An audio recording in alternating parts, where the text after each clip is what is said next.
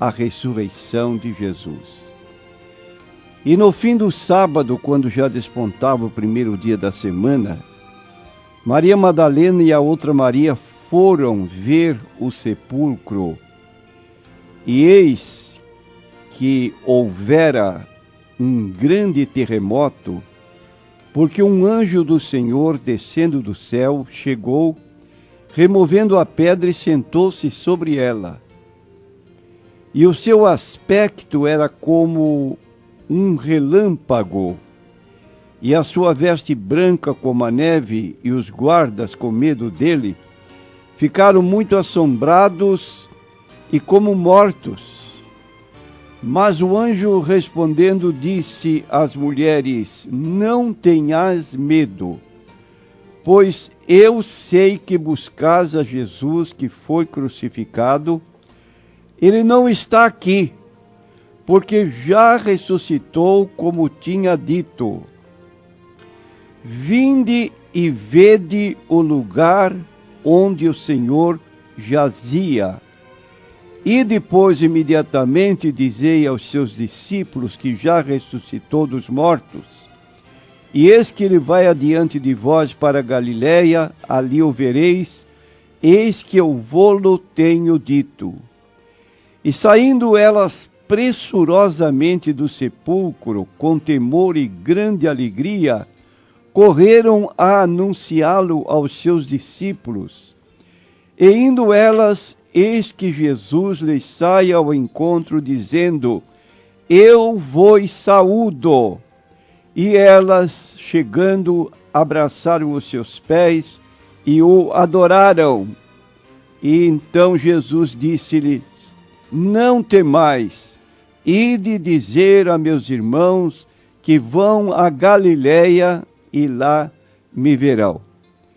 Tenho lido 28 de Mateus, versículo 1 até ao versículo 10. Meu prezado ouvinte, o fato que abordamos é de suma importância para os cristãos. É tão importante falar a respeito da ressurreição do Senhor Jesus Cristo, que o apóstolo Paulo, na sua carta aos Coríntios, ele situa que evangelho, que significa a palavra boas novas, só é verídico, só é real, só é verdadeiro, se ele tiver essas duas características que mostram 1 Coríntios 15, versículos 3 e 4. Porque primeiramente vos entreguei o que também recebi, que Cristo morreu por nossos pecados, segundo as Escrituras, e que foi sepultado e que ressuscitou ao terceiro dia, segundo as Escrituras, e que foi visto por Cefas e depois pelos 12, e depois foi visto uma vez por mais de 500 irmãos, dos quais vive ainda a maior parte, mas alguns já dormem também. Então Paulo declara no versículo 1 desta parte bíblica lida, 1 Coríntios 15, eu vos notifico, irmãos, o evangelho que já vos tenho anunciado, o qual também recebestes, e no qual também permaneceis, pelo qual também sois salvos, se o retiverdes, tal como vô-lo tenho anunciado, a não ser que crestes em vão. Então, enquanto hoje há pessoas que vivem nas incertezas religiosas, nas dúvidas, buscando com ansiedade conhecer a verdade, Aqui nós temos o apóstolo Paulo dizendo de uma forma muito clara que o evangelho verdadeiro anuncia, sobretudo, esses dois pontos chaves. Primeiro, Cristo morreu por nossos pecados, foi sepultado e que, segundo, ressuscitou ao terceiro dia, segundo as Escrituras. Ora, nós prosseguindo neste mesmo capítulo 15 de 1 aos Coríntios, vamos notar nos versículos 14 a 17 que Paulo repete a importância da ressurreição de Cristo como base fundamental da nossa ressurreição futura. Se Cristo não ressuscitou, logo é vã a nossa pregação e também é vã a vossa fé. E assim somos também considerados como falsas testemunhas de Deus, pois testificamos de Deus que ressuscitou a Cristo, ao qual, porém, não ressuscitou, se na verdade os mortos não ressuscitam. Porque se os mortos não ressuscitam, também Cristo não ressuscitou. E se Cristo não ressuscitou, é vã a vossa fé, e ainda permaneceis nos vossos pecados. Por duas vezes, o apóstolo Paulo considera a fé de uma pessoa que não crê na ressurreição corporal de Jesus, que a sua forma de crer não tem valor nenhum. É isto que significa a palavra vã. É sinônimo da palavra inútil, sem valor nenhum. Pode ter os requisitos de formalidades que possam dizer uma religião. Porém, uma religião inútil se não há fé na morte de Jesus Cristo e na sua ressurreição corporal. Porque se Cristo não ressuscitou, então estamos perdidos, porque esperamos em Cristo só nesta vida. E diz ele no versículo 19, se esperamos em Cristo só nesta vida, somos os mais miseráveis de todos os mortos. Mas agora Cristo ressuscitou dos mortos e foi feito as primícias dos que dormem. Então Jesus ressuscitou num tipo de corpo glorificado, e ele foi o primeiro deste tipo de ressurreição que nós um dia iremos também desfrutar, segundo a palavra de Deus que temos lido. Mas se você me perguntasse quais são as provas da ressurreição corporal do Senhor Jesus Cristo. Em primeiro lugar, queremos dizer que durante o ministério público de Jesus, por reiteradas vezes, ele fez questão de realçar a sua ressurreição dentre os mortos. No capítulo 2 do Evangelho segundo João, quando Jesus entrou no templo derribando a mesa dos cambiadores, dos que vendiam bois, ovelhas, espalhou tudo, derramou dinheiro pelo piso do templo, as mesas. E aí vieram os judeus e perguntaram: que sinal nos mostras para fazeres isto? Jesus disse de modo muito natural: derribai este templo e em 3 dias o levantarei. Disseram, pois, os judeus: em 46 anos foi edificado este templo, e tu o levantarás em 3 dias? Mas ele falava do templo do seu corpo. Quando, pois, ressuscitou dos mortos, os seus discípulos lembraram-se de que lhes dissera isto e creram nas Escrituras e na palavra que Jesus tinha dito. Então Jesus, ao referir-se ao templo, deitai por terra, em 3 dias o levantarei, não era como os judeus pensavam, o templo erguido na cidade de Jerusalém, estava ele se referindo ao seu corpo físico, deitai por terra, e eu o levantarei. Quando Jesus ressuscitou dos mortos, os seus discípulos se lembraram de que eles haviam falado da sua ressurreição física, da sua ressurreição corporal. Então, meu prezado ouvinte, o que Jesus falou durante o seu ministério, ele comprovou com a sua morte e ressurreição. E não foi a única vez que durante o seu ministério ele fez menção de que isto haveria de acontecer. Quais são as outras provas da ressurreição corporal do Senhor Jesus Cristo? A ressurreição de Cristo comprova que ele é Filho de Deus.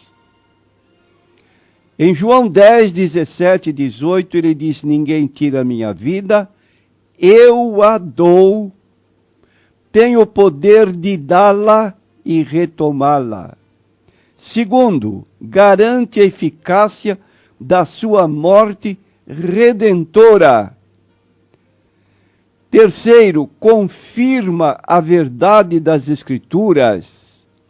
No Salmo 16, versículo 10, está escrito profeticamente: não deixarás a minha alma no Seol, nem permitirás que o teu santo veja a corrupção. Essa passagem, de acordo com Atos 2:31, comprova que nos 3 dias em que Jesus esteve sepultado, seu corpo na sepultura não se decompôs, e sua alma no Hades, mundo invisível dos mortos, não ficou retida, mas ao 3º dia ele ressuscitou. Quarto, é prova do juízo futuro dos homens que desobedecem ao Evangelho. Quando Paulo pregou no Areópago de Atenas, Atos 17, versículos 30 a 31, ele expôs àquele povo que haveria um dia de juízo final. E a prova e a certeza de que isto iria acontecer é que o juiz seria Jesus Cristo, que havia ressuscitado dos mortos.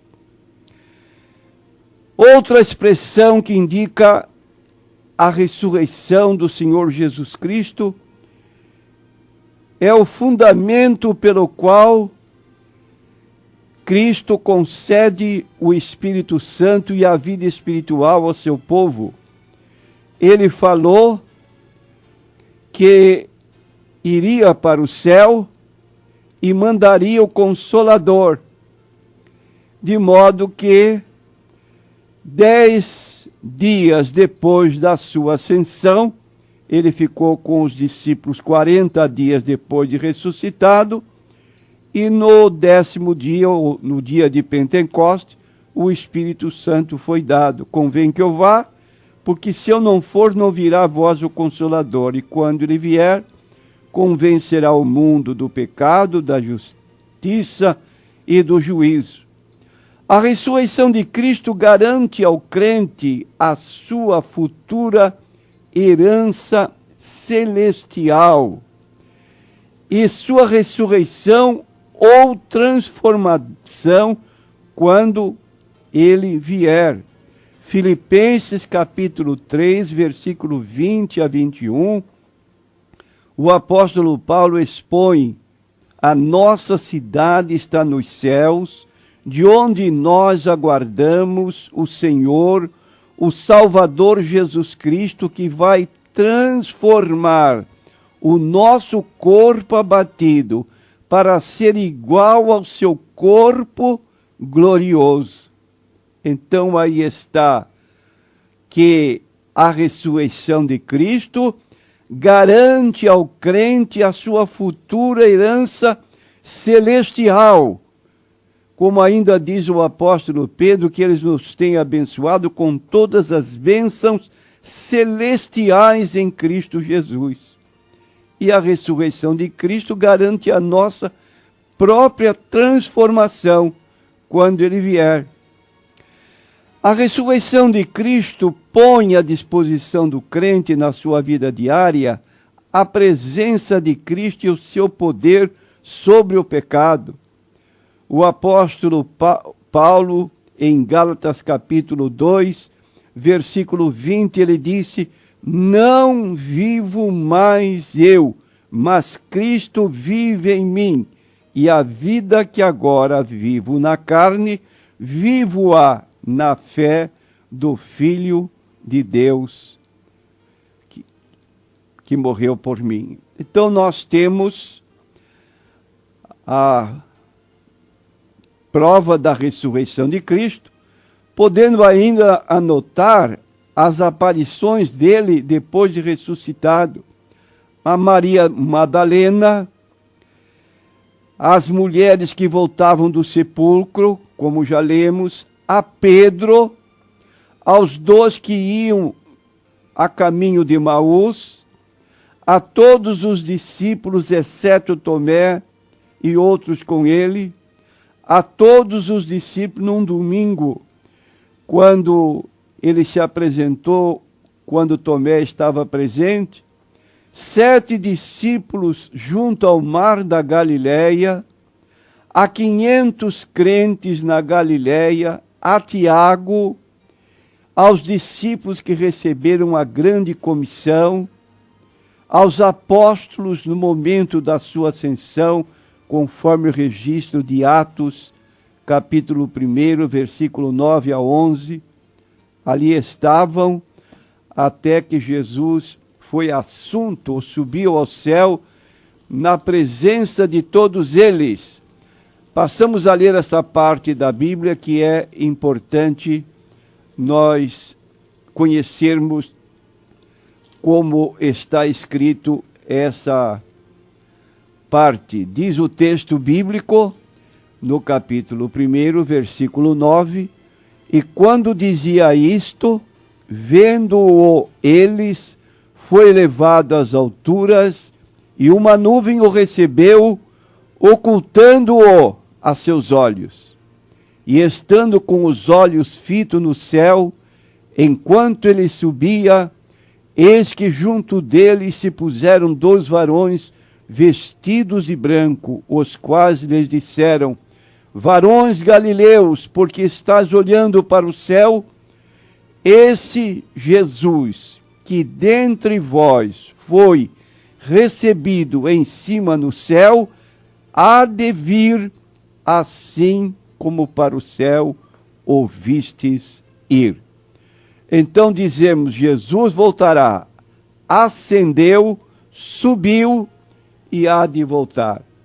Prezado ouvinte, se alguém nega a ressurreição corporal de Jesus, de acordo com 1 Coríntios, capítulo 15, versículo 15, diz o apóstolo: se Cristo não ressuscitou, é vã a nossa pregação, também é vã a vossa fé, e assim somos também considerados como falsas testemunhas de Deus. Pois testificamos de Deus que ressuscitou a Cristo, ao qual, porém, não ressuscitou, se na verdade os mortos não ressuscitam. Então, uma pessoa que prega evangelho, segundo diz, e nega a ressurreição corporal de Jesus, essa pessoa sutilmente está negando essa ressurreição e é considerada uma falsa testemunha de Deus.